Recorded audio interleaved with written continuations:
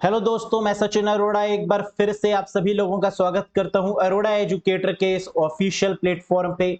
So I hope you all are doing great. आप सब बहुत बढ़िया होंगे, बहुत अच्छे से अपनी तैयारी कर रहे होंगे।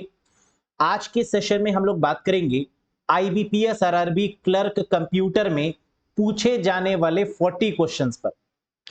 आईबीपीएस आरआरबी क्लर्क का लेवल पीओ लेवल से थोड़ा सा डिफरेंट रहता है।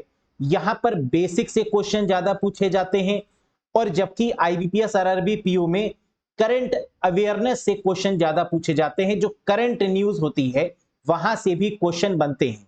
लेकिन आईबीपीएस आरआरबी क्लर्क में यहां पर फुल फॉर्म्स, शॉर्टकट कीज, यहां से बहुत ज्यादा क्वेश्चंस आपके देखे जाते हैं। तो आइए ये चेक करते हैं कि अगर सेम टू सेम पेपर आपको मिले तो आप 40 में से कितना स्कोर कर पाएंगे कंप्यूटर के पोर्शन में, कंप्यूटर के क्वेश्चंस के रिगार्डिंग। तैयार हैं आप लोग? चलिए सबसे पहले हम ये भी डिस्कस कर लें। आप जानते हैं कि पेपर का लेवल एग्जाम में बहुत आसान नहीं होता। पेपर का लेवल मॉडरेट टू टफ होता है। मॉडरेट टू टफ पेपर को, और आप ये भी जानते हैं कि यहां पर आपको कंप्यूटर में full out of full score भी करना है। यानी 40 क्वेश्चंस में से 35 प्लस क्वेश्चंस तो आपको यहां पर सही करने ही होंगे। इतने क्वेश्चंस को कैसे आप सही कर पाएंगे कम समय में? तो आंसर है with the help of course. आपको एक ऐसे कोर्स की रिक्वायरमेंट है जहां पर आपको वीडियोस मिल रही हो, पीडीएफ मिल रही हो रिवीजन के लिए, मॉक टेस्ट की मदद से आप अपने आप को एनालाइज कर पाएं, कॉन्सेप्ट पढ़ें, उसके बाद एमसीक्यूज को आप लगा पाएं।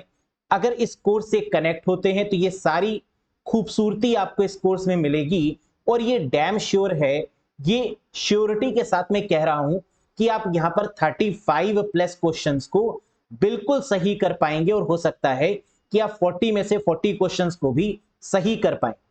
कैसे ज्वाइन कर सकते हैं आप इस कोर्स से? अरोड़ा एजुकेटर ऐप को इंस्टॉल करिएगा गूगल प्ले स्टोर और आईओएस स्टोर की मदद से, फिर आप इस कोर्स से कनेक्ट हो सकते हैं। किसी भी कंफ्यूजन के रिगार्डिंग दिए गए नंबर पे व्हाट्सएप करके भी आप अपने कंफ्यूजन को, अपनी क्वेरी को पूछ सकते हैं। क्लियर है? इसकी वैलिडिटी कितनी मिलेगी? तो 12 मंथ्स की वैलिडिटी है, 12 महीने की वैलिडिटी के साथ में यहां पर आपको मिल रहा है। Total video 65 plus hours, topic wise concept, topic wise MCQs, live and recorded videos, PDF files, mock test, ये सारे फीचर्स आपको इस पर्टिकुलर कोर्स में मिलेंगे।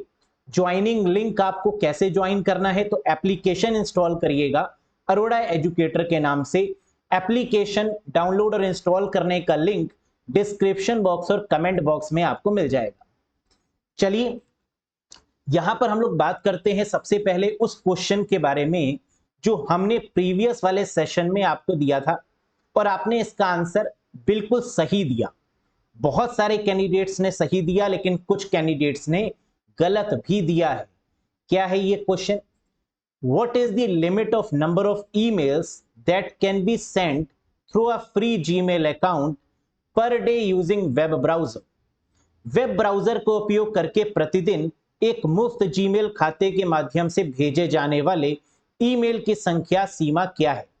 तो आप फ्री में कितने मेल्स 24 आवर्स में भेज सकते हैं?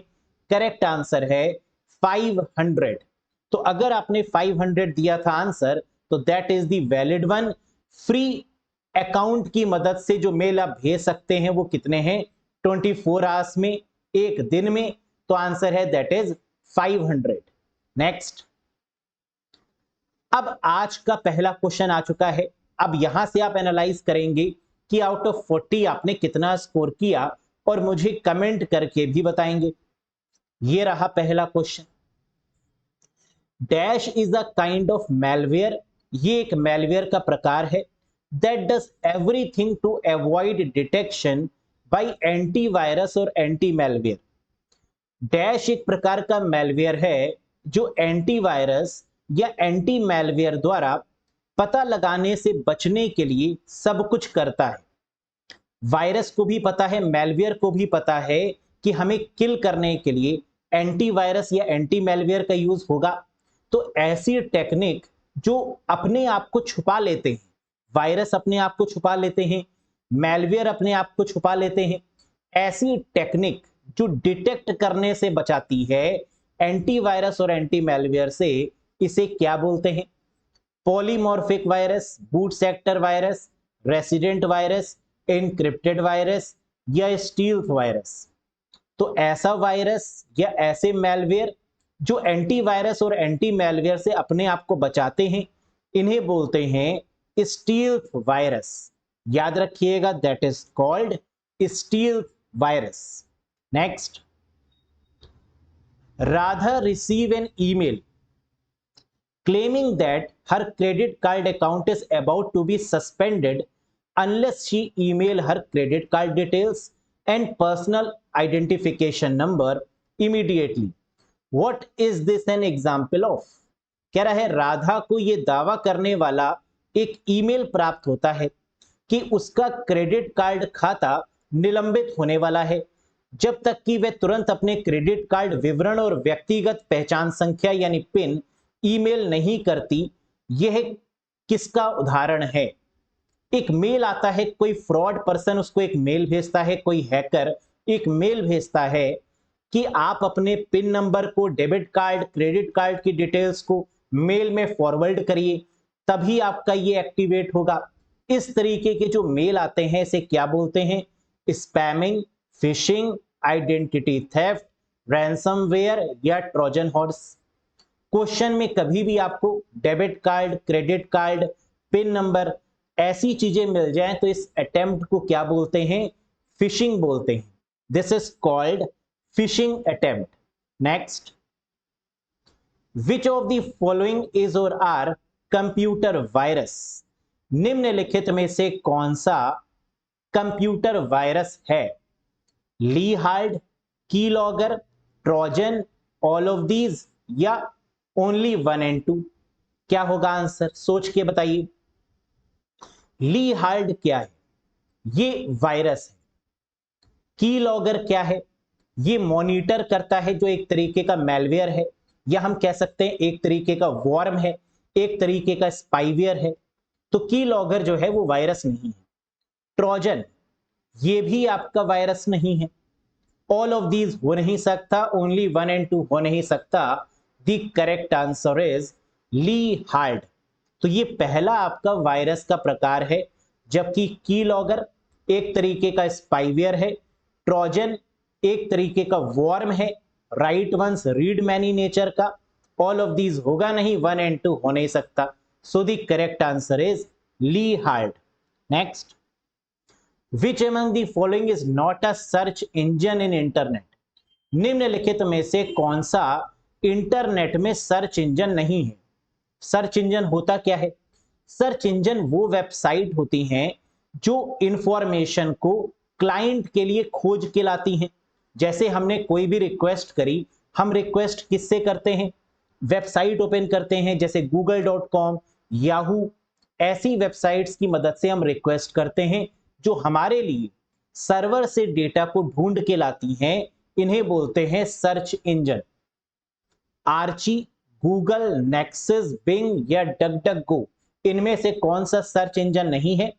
आर्ची ये सबसे पहला सर्च इंजन है, तो ये तो करेक्ट है।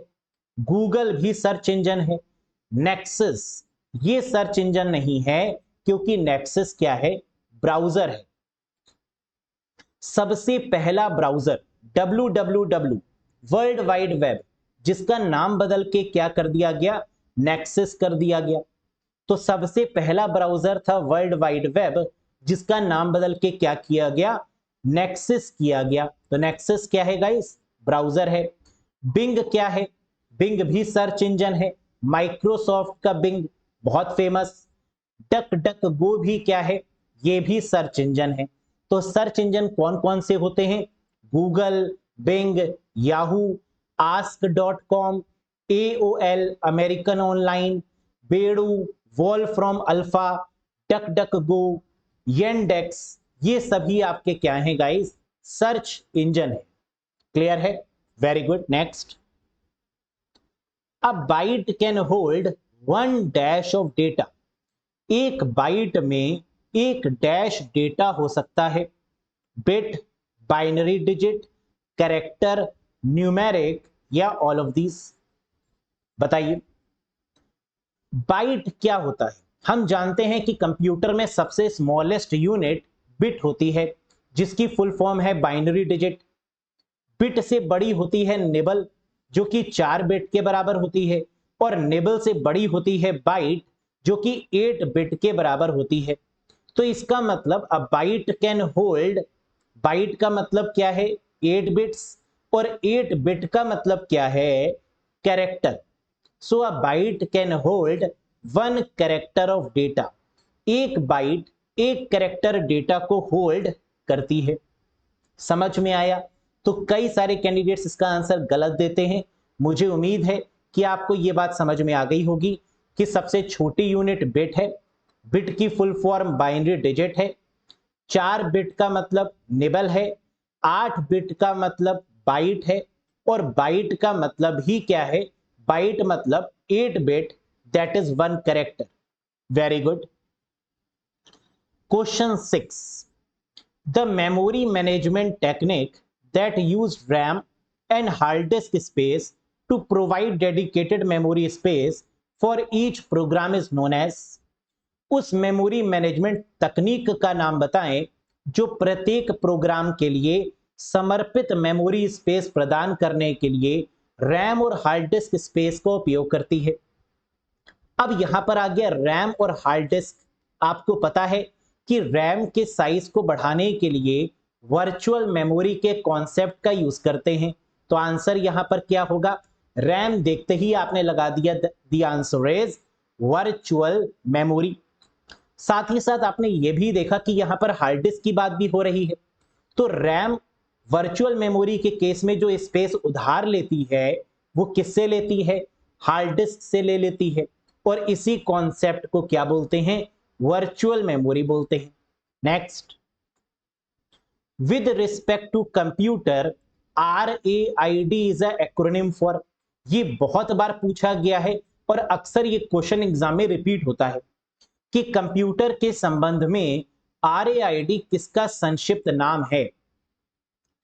कंप्यूटर में RAID की फुल फॉर्म है redundant array of independent disk, या फिर redundant array of inexpensive disk. दो इसकी फुल फॉर्म बनती हैं। यहां पर हमें जो करेक्ट आंसर मिलेगा वो होगा option number 4, sorry that is option number 3 redundant है। फोर्थ में क्या दिया हुआ है, रीयूजेबल दिया हुआ है, जबकि करेक्ट आंसर क्या होता है, रिडंडेंट। तो redundant array of independent disk ये भी सही है, या redundant array of inexpensive disk ये भी सही होगा। रिडंडेंट का मतलब क्या होता है, रिडंडेंट का मतलब होता है डुप्लीकेसी। एरे का मतलब क्या होता है, same type of data. Independent का मतलब क्या होता है, स्वतंत्र। तो एक ऐसा डेटा जिसकी कई सारी डुप्लीकेसी है, एक ऐसा डेटा जो इंडिपेंडेंट है, एक ऐसा डेटा जो सेम तरीके का है, उसको स्टोर करने के लिए RAID कॉन्सेप्ट का यूज होता है। अब ये RAID है क्या, समझिएगा। हमारे कंप्यूटर में एक हार्ड डिस्क लगी होती है, लेकिन सर्वर में बहुत सारी हार्ड डिस्क लगी होती हैं। इन बहुत सारी हार्ड डिस्क में एक ही तरीके के डेटा को कई बार हम स्टोर कर देते हैं। क्यों, अगर एक हार्ड डिस्क खराब हो गई तो दूसरी हार्ड डिस्क से काम चलेगा, दूसरी हार्ड डिस्क खराब हो गई तो तीसरी हार्ड डिस्क से काम होगा, तीनों खराब हो गई तो फोर्थ वाले से काम होगा। इसलिए कई सारी हार्ड डिस्क ऑल्टरनेट में लगाई जाती हैं और इसी कॉन्सेप्ट को बोलते हैं RAID। अब आप ये मत पूछिएगा कि सर अगर चारों खराब हो गई तो क्या होगा, है ना। तो अब इतनी बेकार किस्मत नहीं हो सकती कि चारों की चारों खराब हो जाए, वो भी एक ही समय पर, है ना। तो दैट इज नॉट पॉसिबल। यानी डेटा बैकअप के पॉइंट ऑफ व्यू से, सर्वर के प्रोटेक्शन के पॉइंट ऑफ व्यू से, कि डेटा सर्वर में सुरक्षित रहे, RAID कॉन्सेप्ट का इस्तेमाल किया जाता है। समझ में आ गया। फिर भी डेटा लॉस की अगर पॉसिबिलिटी होती है तो उस डेटा को क्लाउड कंप्यूटिंग की मदद से क्लाउड में यानी इंटरनेट पर स्टोर किया जाता है। क्लियर। तो इस रीजन की वजह से डेटा सुरक्षित रहता है, डेटा पर बहुत सारे तरीके की सिक्योरिटी को अप्लाई किया जाता है। Next, In MS Word, insert tab is the dash tab in the ribbon. MS Word में insert tab ribbon में dash tab है. हम लोग जानते हैं MS Word में बहुत सारे तरीके के टैब्स होते हैं. इसमें पूछा जा रहा है जो इंसर्ट टैब है वो किस नंबर पे आता है, सेकंड, लास्ट, थर्ड, फर्स्ट या फोर्थ. बिल्कुल आपने देखा होगा कि insert tab MS Word, Excel या पावर पॉइंट किसी में भी सेकंड नंबर पे आता है. So the correct answer is second. सबसे पहले होम है, होम के पास इंसर्ट है, फिर डिजाइन, लेआउट, रेफरेंस, मेलिंग और रिव्यू. ये सीक्वेंस याद करिए फटाफट. Home, insert, design, layout, reference, mailing और रिव्यू. तो ये सीक्वेंस अगर आपने याद कर लिया तो कोई भी एग्जाम में पूछा जाए, डिजाइन पूछा जाए कि लेआउट पूछा जाए, रेफरेंस हो या मेलिंग हो या रिव्यू हो, इनमें से कोई भी पूछा जाए तो आप बता पाएंगे. Next, the speed of the CPU is measured in dash which represent a CPU cycle. सोच के बताइए. सीपीयू की गति को डैश में मापा जाता है जो सीपीयू चक्र में प्रतिनिधित्व करता है. तो सीपीयू मतलब प्रोसेसर, सीपीयू मतलब brain of computer, central processing unit. इसकी जो स्पीड है वो किस में मेजर करते हैं, गीगाबाइट, टेराबाइट, हर्ट्ज, किलोबाइट या मेगापिक्सल. बिल्कुल सही आंसर है that is hertz. Gigahertz, megahertz. तो स्पीड को किस में नापा जाता है, साइकिल्स में या फिर हर्ट्ज के फॉर्म में, है ना. इसे कई बार हम लोग सीपीयू क्लॉक भी बोलते हैं. तो आप देख सकते हैं यहां पर कि सीपीयू की जो फ्रीक्वेंसी है वो 3.5 गीगाहर्ट्ज, 5 गीगाहर्ट्ज, है ना. इस तरीके से हम लोग बोलते हैं. समझ में आ गया. Next, the function of control unit in the CPU is. ये क्वेश्चन भी बहुत बहुत इंपॉर्टेंट है. Same question with same option के साथ में आपको एग्जाम में मिल सकता है, और जो मैं बोलता हूं वो होता जरूर है ना. तो ये बहुत इंपॉर्टेंट है. तो सीपीयू में तीन चीजें होती हैं. एक कंट्रोल यूनिट होता है, एक एएलयू होता है, अरिथमेटिकल लॉजिकल यूनिट, और एक मेमोरी यूनिट होती है. सीयू का काम क्या है, डिकोड करना. इंस्ट्रक्शंस को डिकोड करने का काम किसका है, सीयू का है, कंट्रोल यूनिट का है. क्योंकि कंट्रोल यूनिट क्या करती है, चीजों को कंट्रोल करती है, मैनेज करती है, या कह सकते हैं डिकोड करती है. जबकि एएलयू का काम क्या है, एएलयू मतलब अरिथमेटिकल लॉजिकल यूनिट. और आप जानते हैं कि ये अरिथमेटिक और लॉजिक यूनिट से रिलेटेड जितने भी फंक्शंस हैं, जैसे addition, subtraction, multiplication, division, greater than equals to, smaller than equals to, equals to, not equals to, ये सारे फंक्शंस आपकी एएलयू करती है. और एमयू का मतलब होता है मेमोरी यूनिट, जिसे रजिस्टर भी बोलते हैं, जो कि एक टेम्परेरी मेमोरी है और फास्टेस्ट मेमोरी है जो सीपीयू के अंदर होती है. समझ में आया. तो इसका मतलब कि कंट्रोल यूनिट मिलेगा तो आंसर क्या होगा, डिकोड द इंस्ट्रक्शंस. बस ये याद रखिएगा. Next, cookies were originally designed for. Cookies मूल रूप से डैश के लिए डिजाइन की गई थी. बताइए. हम लोग जानते हैं कि इंटरनेट पर कुकीज होती हैं. कुकीज का काम क्या होता है, ये हिस्ट्री को ट्रैक करती हैं.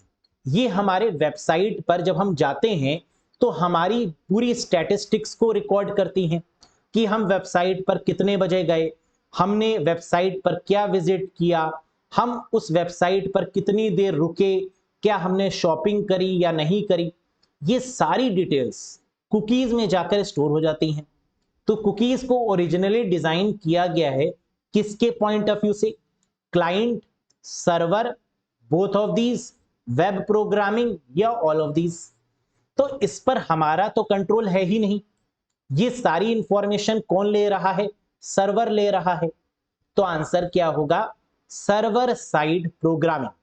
ये क्लाइंट साइड नहीं है, ये सर्वर साइड पर प्रोग्रामिंग की जा रही है कि जो भी यूजर वेबसाइट पर आए उसके बारे में कंप्लीट इंफॉर्मेशन पता चल जाए, कि वो वेबसाइट पर कब आया, कितनी देर रुका, क्या शॉपिंग करी या नहीं की, ये सारे नेचर को पता करने के लिए कुकीज का इस्तेमाल किया जाता है। Next, which is the name of first super computer of the world? ये तो आप बता लेंगे आंसर। विश्व के प्रथम सुपर कंप्यूटर का नाम क्या है? CDC 6600, यूजनेट, कॉमोडोर, परम 10,000 या नन ऑफ दीज? बिल्कुल सही। दुनिया के पहले सुपर कंप्यूटर का नाम परम भी कह सकते हैं, परम पद्मा भी कह सकते हैं, या फिर CDC 6600 भी कह सकते हैं। तो सिर्फ परम लिखा होता है, कई बार वो भी सही हो जाता है, कई बार परम पद्मा दे देते हैं, वो भी सही हो जाता है, या फिर CDC 6600, ये भी आपका करेक्ट है। So the right answer is first one. ये है आपका सबसे पहला सुपर कंप्यूटर। कई बार एग्जाम में CDC 6600 ना देकर क्रे-1 दे देते हैं, तो क्रे-1 भी आपका पहला कॉमर्शियल सुपर कंप्यूटर माना जाता है, जिसको सीमर क्रे के द्वारा डेवलप किया गया है ना, याद रखिएगा। साथ ही साथ सुपर कंप्यूटर की स्पीड को फ्लॉप्स में मेजर करते हैं, यानी फ्लोटिंग पॉइंट ऑपरेशंस पर सेकेंड में मेजर किया जाता है। Next, which of the following is text browser? निम्नलिखित में से कौन सा टेक्स्ट ब्राउजर है? इसका मतलब उस ब्राउजर का नाम बताना है जो टेक्स्ट सपोर्ट करता है, जो ग्राफिक सपोर्ट नहीं करता। Internet Explorer, Edge, Netscape, Lynx या all of these? Correct answer क्या होगा? हम लोग जानते हैं कि इन सभी में जो टेक्स्ट नाम का ब्राउजर है, जो टेक्स्ट ब्राउजर है, वो कौन सा है? LYNX, that is called links browser. और ये क्वेश्चन भी one of the famous question है। बहुत बार IBPS अपने एग्जाम में इस क्वेश्चन को पूछ चुका है।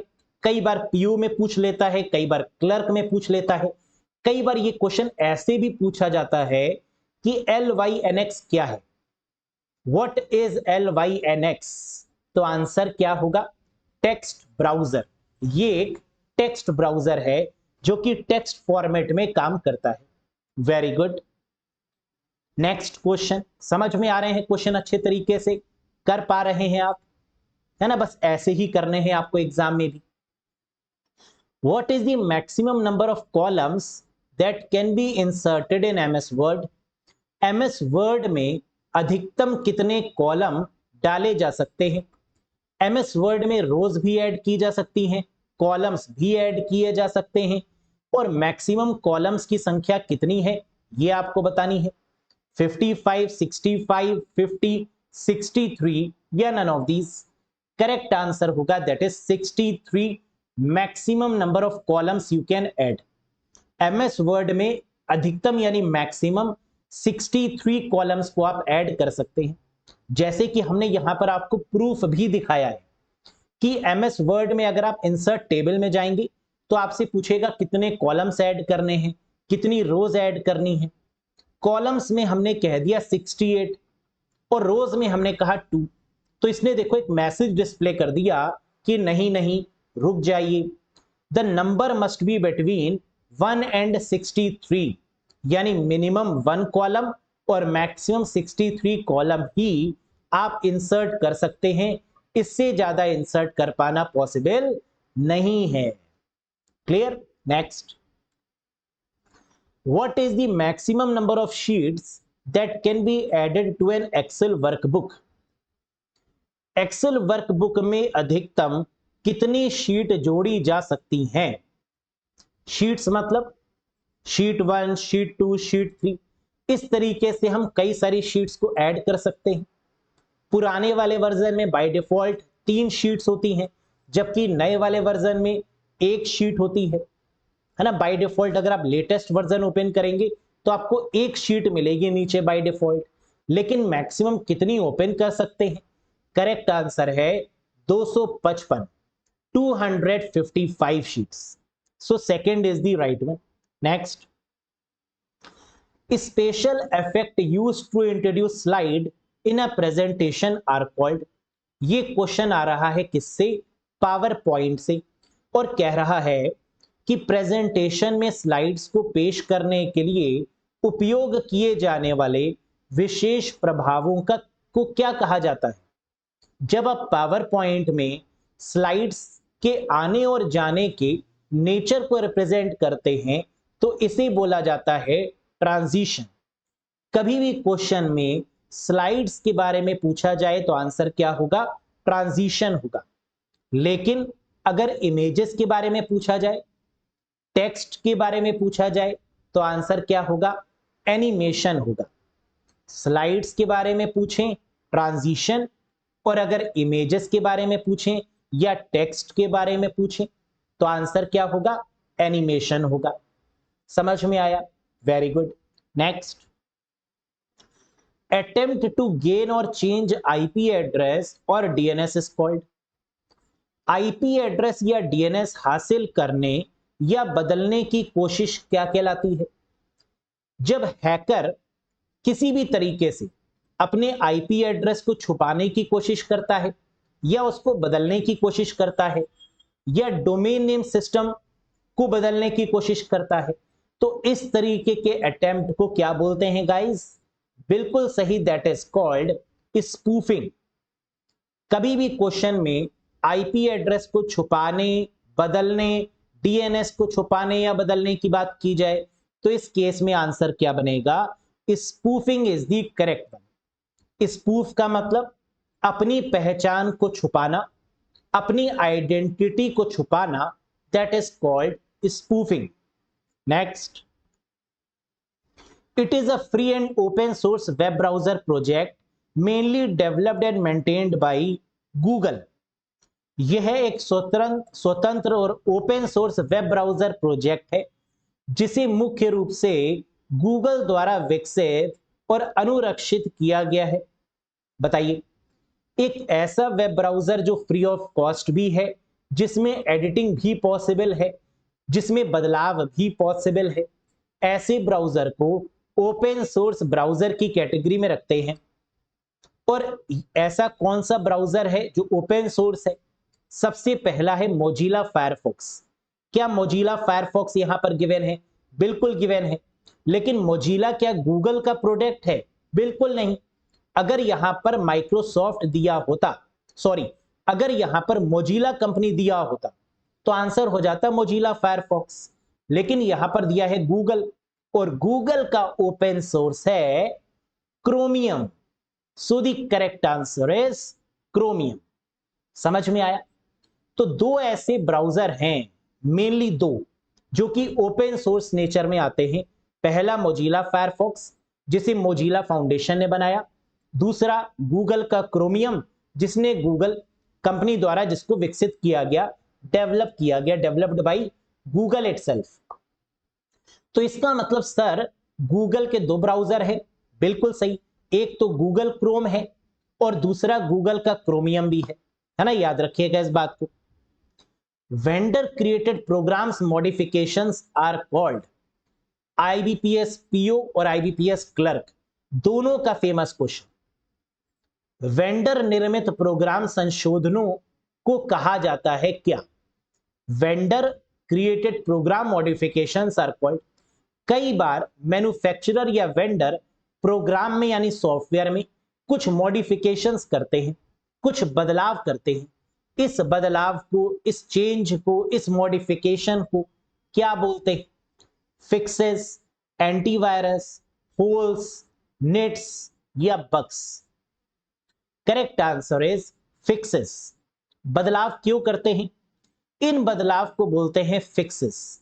फिक्सेस का मतलब जैसे सॉफ्टवेयर में कोई कमी आ गई, सॉफ्टवेयर चल नहीं रहा है, ऑपरेटिंग सिस्टम काम नहीं कर रहा, तो ऑपरेटिंग सिस्टम के कई बार क्या होते हैं? अपडेट आते रहते हैं। अपडेट में अगर आप देखेंगे तो वहां लिखा होगा फिक्स नंबर 1.0, फिक्स नंबर 1.1, यानी इसमें जो प्रॉब्लम थी उसको सॉल्व किया गया है, जो एरर आ रही थी उसको रिजॉल्व किया गया है, and that is called fixes. जैसे हम लोग कई बार बोलते हैं ना कि प्रॉब्लम फिक्स हो गई, अब प्रॉब्लम नहीं है, प्रॉब्लम सॉल्व हो गई, तो फिक्सेस का मतलब क्या है? सॉल्व करना, फिक्स करना। Next, Twitter official mascot name is. Twitter से भी क्वेश्चन एग्जाम में बनेगा, क्योंकि ट्विटर बहुत चर्चा में रहता है और आईबीपीएस को भी ट्विटर बहुत पसंद है। तो बताइए, ट्विटर का ऑफिशियल मैस्कॉट कौन सा है? ट्विटर का आधिकारिक शुभंकर नाम क्या है? Mountain Bluebird, the humming bird, Larry the bird, would packer the bird या ब्लू बर्ड? करेक्ट आंसर होगा लैरी दी बर्ड।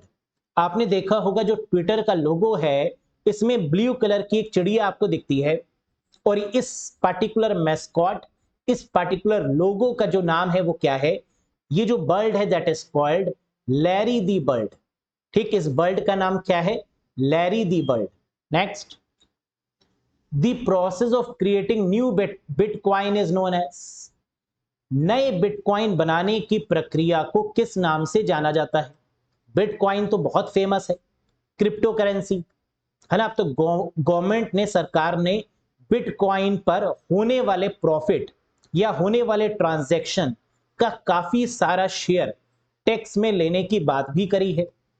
तो सरकार कहती है बिटकॉइन तो इलीगल है, लेकिन अगर आप बिटकॉइन से अर्निंग करते हैं तो आपको टैक्स भी भरना होगा, है ना। यानी कहीं से भी सरकार छोड़ नहीं रही है, कह रही है टैक्स भी भरिए, और इलीगल है, पकड़े गए तो जेल में भी जाएंगे, है ना, दोनों तरीके से। तो इसका मतलब the process of creating new bitcoin is known as. Bitcoins को क्रिएट करने के प्रोसेस को क्या बोलते हैं? Warehousing, mining, blockchain, sourcing या all of these? Correct answer is mining. हम बिटकॉइंस क्रिएट कर सकते हैं, बिटकॉइंस को बना सकते हैं, डेवलप कर सकते हैं, न्यू वॉलेट बना सकते हैं, है ना। जब आप क्रिप्टो करेंसी में एक्सचेंज करते हैं तो वहां पर आपको एक वॉलेट का ऑप्शन आता है, जहां पर आप नए बिटकॉइंस, नए वॉलेट्स को क्रिएट कर सकते हैं। That is called mining. Next, dash is a network management protocol used to dynamically assign an internet protocol address to any device। बहुत प्यारा क्वेश्चन। डैश नेटवर्क प्रबंधन प्रोटोकॉल है जिसका उपयोग किसी भी डिवाइस को गतिशील रूप से इंटरनेट प्रोटोकॉल पता देने के लिए किया जाता है। तो आपको सिर्फ इतना पता होना चाहिए कि आईपी एड्रेस को असाइन करना, डायनेमिक असाइन करने की रिस्पॉन्सिबिलिटी किसकी? TCP IP, HTTP, FTP, DHCP या यूडीपी? उसके आंसर में ही डायनेमिक है, यानी डीएचसीपी का काम होता है आईपी एड्रेस को डायनेमिक वे में असाइन करना, है ना। देखो, डायनेमिकली असाइन की यहां पर बात हो रही है। तो एक चीज आपको याद रखनी होगी यहां पर, वो क्या? कि जब कभी भी क्वेश्चन में डायनेमिक आईपी एड्रेस को असाइन करने की बात हो रही हो, तो वहां पर आपका आंसर क्या होने वाला है? Dynamic host configuration protocol, that is called DHCP. और इसका काम क्या है? आईपी एड्रेस को असाइन करना डायनेमिक वे में। समझ में आया? Next, the morph transition feature has been added in which version of MS Office. बहुत पॉपुलर ये फीचर रहा है, काफी चर्चा में ये फीचर रहा है, और ये इसीलिए आईबीपीएस को बहुत पसंद है। एमएस ऑफिस के किस संस्करण में मॉर्फ ट्रांजिशन फीचर जोड़ा गया है? मॉर्फिंग क्या होता है अभी आपको समझ में आएगा, मैं बताऊंगा आपको, लेकिन आपको कुछ आइडिया अगर लग रहा हो कि एमएस ऑफिस के किस वर्जन में मॉर्फ फीचर को जोड़ा गया है, 13, 365, 10, 19 या 7? करेक्ट आंसर होगा 2019। ऑफिस 2019 से एक नए फीचर को इंट्रोड्यूस किया गया है, that is called morph transition. और इस ट्रांजिशन के अंतर्गत कुछ इस तरीके का व्यू देखने को आपको मिलेगा। Right left shifting of the elements of the objects, that is what we called morphing. तो याद रखिएगा, कभी भी एग्जाम में पूछें कि मॉर्फ फीचर एमएस ऑफिस के किस वर्जन से जोड़ा, तो आंसर क्या होगा? 2019 office 2019C। Very good. Next, what is the minimum RAM requirement for Windows 11 operating system? Windows 11 operating system के लिए न्यूनतम रैम की आवश्यकता क्या है? हम जानते हैं जो लेटेस्ट ऑपरेटिंग सिस्टम है माइक्रोसॉफ्ट का वो है विंडोज 11। विंडोज 11 में मिनिमम रैम कितनी होनी चाहिए? आंसर है 4 GB। तो कहा गया है जब तक 4 GB मिनिमम रैम की रिक्वायरमेंट है, वैसे तो आप इससे ज्यादा जितनी चाहें उतनी आप रख सकते हैं, लेकिन मिनिमम कितनी होनी चाहिए? 4 GB की रैम होनी चाहिए अगर आप विंडोज 11 को अपने कंप्यूटर में इंस्टॉल कर रहे हैं तो। Next, this allows the computer to share the same IP address. यह कंप्यूटर को समान आईपी पता साझा करने की अनुमति देता है। बताइए, share the same IP address, अगर हमें आईपी एड्रेस को शेयर करना है तो ये हमें परमिशन कौन प्रोवाइड करेगा? डीएसएल, डीएनएस, नेट, वैट या टीसीपी आईपी? करेक्ट आंसर है नेटवर्क एड्रेस ट्रांसलेशन, यानी NAT is the correct one. This allow the computer to share the same IP address, एक ही तरीके के आईपी एड्रेस को शेयर करने के लिए जिस टेक्नोलॉजी का इस्तेमाल किया जाता है दैट इज कॉल्ड, जिस टर्मिनोलॉजी का यूज किया जाता है that is called network address translation. Next, it is an American photo and video sharing social networking service founded in 2010 by Kevin Systrom and Mike Krieger. यह Kevin Systrom और Mike Krieger द्वारा 2010 में स्थापित एक अमेरिकी फोटो और video sharing social networking सेवा है। तो आपको पता होना चाहिए कि किस सोशल नेटवर्किंग के फाउंडर केविन सिस्ट्रॉम और माइक क्रीगर है, जो कि 2010 में स्टैब्लिश की गई। बिल्कुल सही, that is Instagram. Facebook company की ही है अब तो, है ना, दैट इज कॉल्ड इंस्टाग्राम, जहां पर आप अक्सर रील्स देखा करते हैं, राइट, बहुत popular platform, that is Instagram. Next, it is a temporary storage area built into a CPU. यह एक अस्थायी भंडारण क्षेत्र है जिसे सीपीयू में बनाया गया है। तो अब सबसे पहली चीज, स्टोरेज यानी मेमोरी की बात हो रही है, टेम्परेरी स्टोरेज यानी टेम्परेरी मेमोरी की बात हो रही है, और जो बिल्ट यानी जिसको सीपीयू के अंदर बनाया गया है, बिल्ट इनटू अ सीपीयू, तो आंसर क्या होगा?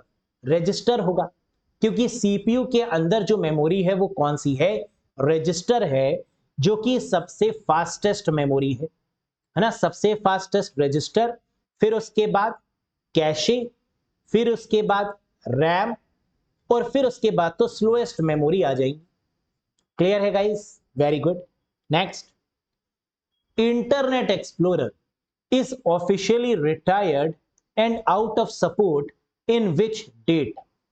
इंटरनेट एक्सप्लोरर किस तारीख को आधिकारिक रूप से सेवानिवृत्त और समर्थन से बाहर हो गया? हम जानते हैं कि अब माइक्रोसॉफ्ट का नया ब्राउजर आ चुका है दैट इज एज, EDGE, जिसने इंटरनेट एक्सप्लोरर को टाटा बाय बाय कह दिया। और इंटरनेट एक्सप्लोरर कब अलविदा हुआ officially? The correct answer is 15 जून 2022।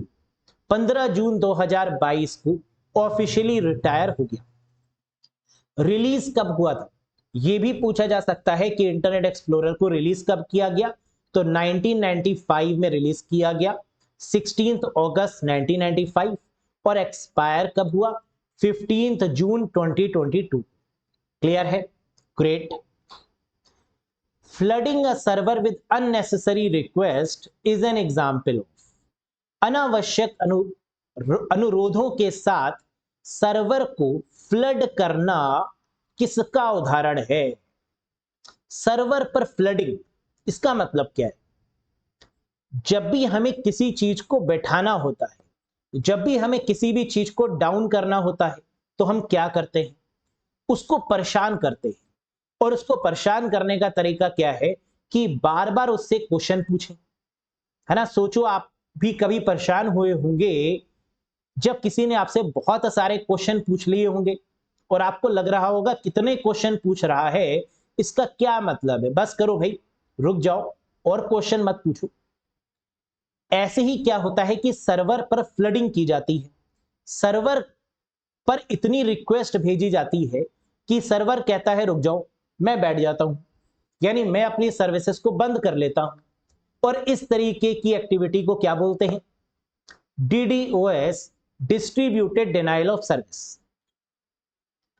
जब किसी भी वेबसाइट को हैक करना होता है, जब किसी भी सर्वर को हैक करना होता है, जैसे आपने कई बार सुना होगा न्यूज में, आईआरसीटीसी की वेबसाइट हैक हो गई, एयर इंडिया की वेबसाइट हैक हो गई। कैसे? Distributed denial of service. उस वेबसाइट पर, उस सर्वर पर इतनी रिक्वेस्ट भेजी एक साथ कि वो डाउन हो गई। डाउन हो गई तो उसको हैक करना बहुत आसान है ना? जो टूट गया हो उसको तोड़ना कितना आसान है, समझ रहे हैं ना? तभी कहते हैं इंसान की विल पावर जब तक है तब तक उसको कोई नहीं हरा सकता। उसको हरा सकता है वो तब जब वो खुद हारने पर मजबूर हो, है ना? जब इंसान खुद ये सोच ले कि मुझे हारना है तो वो हारेगा, दूसरे के कहने पर वो कभी नहीं हार सकता। तो पहले उसको गिराया जाता है और फिर उसको लूट लिया जाता है ना? इस तरीके का माहौल है डिस्ट्रीब्यूटेड डिनायल ऑफ सर्विस में। पहले सर्वर को बैठा दिया जाएगा, डाउन कर दिया जाएगा और फिर उसको हैक कर लिया जाएगा। This is called distributed denial of service. The recycle bin is to Windows as the dash is to Mac operating system. Question समझी, कह रहा है रिसाइकिल बिन का इस्तेमाल अगर विंडोज में होता है तो मैक ऑपरेटिंग सिस्टम में रिसाइकिल बिन की जगह पर किसका इस्तेमाल होता है? मतलब जब हम किसी भी फाइल या फोल्डर को डिलीट करते हैं तो वो कहां जाती है? आप कहेंगे सर रिसाइकिल बिन में। वो तब होता है जब हम विंडोज ऑपरेटिंग सिस्टम का यूज कर रहे हैं। लेकिन किंतु परंतु अगर हम मैक ऑपरेटिंग सिस्टम का यूज कर रहे हैं तो वो रिसाइकिल बिन वहां पर नहीं होगी। वहां पर क्या होगा? ट्रैश बिन, बॉक्स, डिलीट या आई बिन। करेक्ट आंसर है ट्रैश। मैक ऑपरेटिंग सिस्टम के केस में, एप्पल के ऑपरेटिंग सिस्टम के केस में, जिसे मैक ओएस बोला जाता है, जिसे मैकिंटोश बोला जाता है, इस केस में ट्रैश दिया होता है, ना कि recycle bin. Next, which of the following is most oriented to scientific programming? Again very famous question और आप जानते हैं इसका आंसर। निम्नलिखित में से कौन सा वैज्ञानिक प्रोग्रामिंग के लिए सबसे अधिक उन्मुख है? यानी कौन सी ऐसी प्रोग्रामिंग है जिसे साइंटिफिक प्रोग्रामिंग बोलते हैं? इनफैक्ट ये सबसे पहली हाई लेवल लैंग्वेज भी है। तो अगर क्वेश्चन ये पूछा जाए साइंटिफिक प्रोग्रामिंग, ये पूछा जाए कि सबसे पहली हाई लेवल लैंग्वेज, दोनों में आंसर सेम होगा, दैट इज फॉरट्रैन, यानी फॉर्मूला ट्रांसलेशन। किसने डेवलप किया? जॉन बैकस, इन्होंने डेवलप किया। That is first high level language FORTRAN, John Backus, है ना? जॉन अब्राहिम नहीं, John Backus. Next, in Windows 11 operating system which shortcut is used to open the start menu? Windows 11 operating system में start menu खोलने के लिए किस shortcut का उपयोग करते हैं? अगर हमें स्टार्ट वाली मेन्यू ओपन करनी है विंडोज 11 में तो किस शॉर्टकट की मदद से ये कर पाएंगे? आंसर है कंट्रोल प्लस एस्केप। जैसे ही हम दबाएंगे कंट्रोल के साथ एस्केप, हमारी स्टार्ट मेन्यू ओपन हो जाएगी। अगेन याद रखिएगा इसको, ये क्वेश्चन एग्जाम में दोनों तरीके से पूछा जा सकता है कि कंट्रोल और एस्केप की मदद से विंडोज 11 में क्या करते हैं? तो आंसर है स्टार्ट मेन्यू को ओपन करते हैं। और स्टार्ट मेन्यू को ओपन करने के लिए किस शॉर्टकट की का प्रयोग करते हैं? तो आंसर होगा control plus escape. Getting the point? All clear guys? Superb. Next, the character limit on Twitter is dash character. ये तो आप गलत नहीं करेंगे, मुझे पूरा विश्वास है। ट्विटर पर जो लिमिट है कैरेक्टर्स की वो कितनी है? हम लोग ट्विटर को माइक्रो ब्लॉगिंग वेबसाइट के नाम से जानते हैं, है ना? किससे जानते हैं? कि ये माइक्रो ब्लॉगिंग है, यानी यहां पर टाइप करने की कैरेक्टर्स की लिमिट है और ये लिमिट है 280 कैरेक्टर्स की। That is 280 characters. और हैशटैग का इस्तेमाल किसमें किया जाता है? ट्विटर में किया जाता है। तो ऐसी कौन सी सोशल नेटवर्किंग वेबसाइट है जिसमें सबसे पहले हैशटैग का यूज किया गया? The answer is Twitter. Next, it is a subscription based evolution of Microsoft Office featuring familiar programs like Word and Excel. ये तो प्रीवियस ईयर में पूछा गया क्वेश्चन है। ये माइक्रोसॉफ्ट ऑफिस का सदस्यता आधारित विकास है जिसमें वर्ड और एक्सेल जैसी परिचित प्रोग्राम शामिल हैं। तो हमें यहां क्वेश्चन में मिल गया सब्सक्रिप्शन बेस्ड। माइक्रोसॉफ्ट ऑफिस की ऑनलाइन सब्सक्रिप्शन बेस्ड सर्विस को माइक्रोसॉफ्ट 365 या ऑफिस 365 के नाम से जानते हैं। तो अब जो लेटेस्ट वर्जन आपका है 2021 के बाद, वो क्या है? माइक्रोसॉफ्ट 365 है, जिसमें आप वर्ड, एक्सेल, पावर पॉइंट जैसे सभी सॉफ्टवेयर्स को with the help of website online medium से एक्सेस कर सकते हैं। माइक्रोसॉफ्ट 365, जिसका पुराना नाम है ऑफिस 365, रिलीज कब किया गया? याद रखिएगा 2011 में इसको रिलीज किया गया था। 28 जून 2011 में इसको रिलीज किया गया था। Is that clear to everyone? तो पहले इसका नाम क्या था जब रिलीज किया गया था? तो ऑफिस 365। लेकिन अब इसके नाम को बदल के क्या कर दिया गया है? माइक्रोसॉफ्ट 365, जो कि लेटेस्ट वर्जन से भी जाना जाता है ना? इसको याद रखिएगा। What is the default font used in MS word 2021 document? Latest वाले की बात हो रही है। एमएस वर्ड 2021 दस्तावेज में प्रयुक्त डिफॉल्ट फॉन्ट क्या है? Times New Roman, Arial, Algerian, Calibri या नन ऑफ दिस? बिल्कुल सही। पुराने वाले वर्जन के लिए था टाइम्स न्यू रोमन, जबकि नए वाले वर्जन के लिए है Calibri. So the right answer is Calibri. Next, which one is broadcast IP address? Broadcast IP address कौन सा है? आईपी एड्रेस हम जानते हैं, इसकी खास बात क्या है कि आईपी एड्रेस में 4 ऑक्टेट होती हैं। 4 ऑक्टेट का मतलब कि यहां पर 3 डॉट होते हैं बीच में, जैसे 192.168.55.20 इस तरीके का आईपी एड्रेस होता है, जिसमें हर एक ऑक्टेट की रेंज 0 से लेकर 255 के बीच होती है। और सबसे खास बात कि आईपी एड्रेस 2 तरीके के होते हैं, एक IPv4 और एक IPv6। IPv4 32 बिट का, IPv6 128 बिट का, और मैक एड्रेस 48 बिट का होता है। तो ब्रॉडकास्ट आईपी एड्रेस किसको बोलेंगे? जिसमें सभी ऑक्टेट में 255 होगा। ब्रॉडकास्ट का मतलब 255.255.255.255, that is considered as the broadcast IP address. अब यहां पर एक बात और याद रखिएगा कि ब्रॉडकास्ट आईपी एड्रेस आपके 2 तरीके के होते हैं, एक लिमिटेड होता है, एक डायरेक्टेड होता है। अगर एग्जाम में स्पेसिफिक पूछ लिया गया कि लिमिटेड ब्रॉडकास्ट एड्रेस कौन सा है, तो आंसर है ये जो लिखा हुआ है 255.255.255.255। लेकिन अगर पूछ लिया गया डायरेक्टेड ब्रॉडकास्ट एड्रेस कौन सा है, तो आंसर होगा 192.168.1.255। ये है आपका directed broadcast address. Next, 5th generation computer is also known as, 5वीं पीढ़ी के कंप्यूटर को किस नाम से जाना जाता है? तो 5th जनरेशन में जो कंप्यूटर यूज होते हैं उन्हें क्या बोलते हैं? KIPS, knowledge information processing system, very large scale integration, ULSI, ultra large scale integration, all of these या none of these? 5th generation में जिस टेक्नोलॉजी का यूज होता है वो है ultra large scale integration.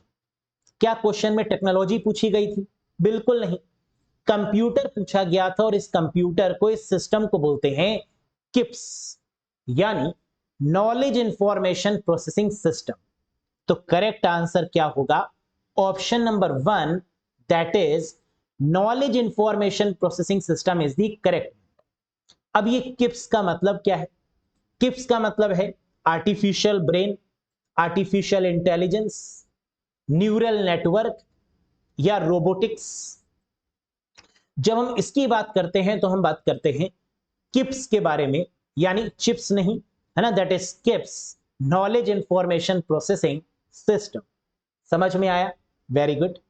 Next, which computer called PC? किस computer को प्रियंका चोपड़ा कहा जाता है?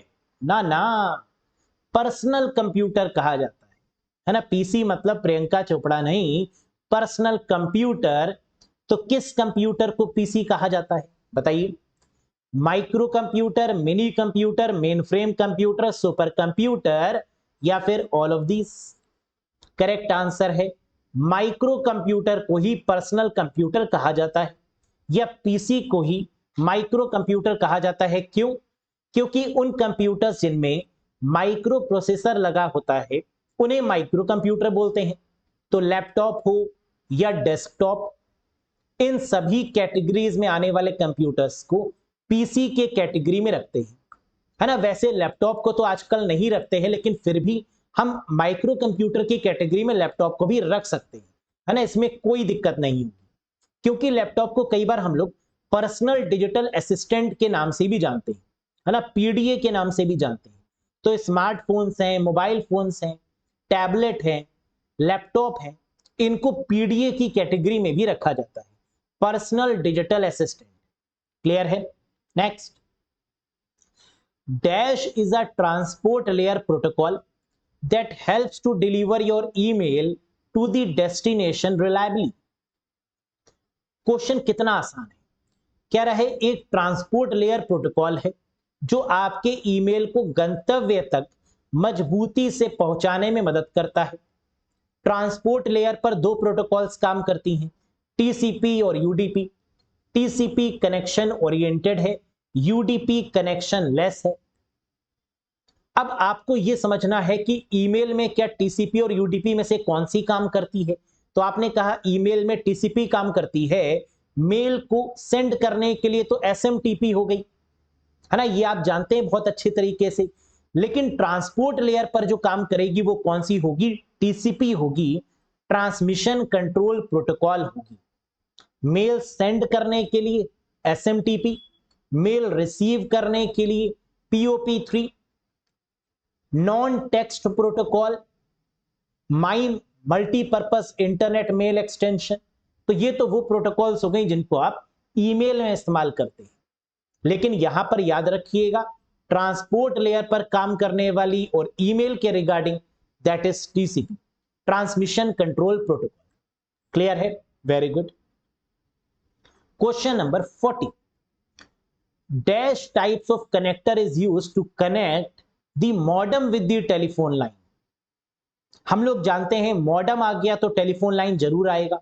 हम जानते हैं मॉडेम आ गया, टेलीफोन लाइन आ गया, तो ऐसे कनेक्शन को हम लोग डायल अप कनेक्शंस के नाम से जानते हैं।